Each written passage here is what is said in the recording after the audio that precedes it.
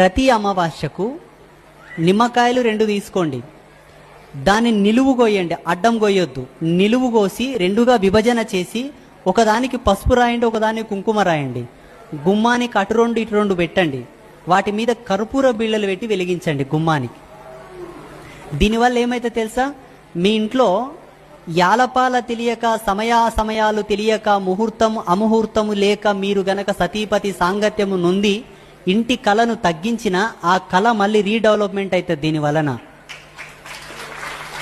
మీ ఇంటి పక్కలోళ్ళో, ఇంటి ముందలోళ్ళో, ఇంటి ఎంకెల్లో ఏమన్నా తీసుకొచ్చి వాళ్ళ మీద దిగదూడ్చుకొని తీసుకొచ్చి మీ మాల మీద పడేసిన, ఏమన్నా మంతరించుకొచ్చి బియ్యం గింజల్లో నీళ్ళలో పసుపు కుంకుమ తెచ్చి మీ ఇండ్ల మీద జల్లినా, ఈ విధంగా చేస్తే మీ ఇంటికున్న తొక్కుడ దోషం అంతా పోతుంది, మీ ఇంటి మీద నెగిటివ్ ఆరా అంతా పోతుంది. ఇలా ప్రతి అమావాస్యకు చేయాలి. ఇక గుమ్మడికాయ కొట్టడం, పసుపు రాసి బొట్లు పెట్టడం, పాలు పొంగించడం అన్నది ప్రతి పున్నమ అమాసకు తప్పకుండా చేయాలి. ప్రతి పున్నమ అమాసకు చేయండి.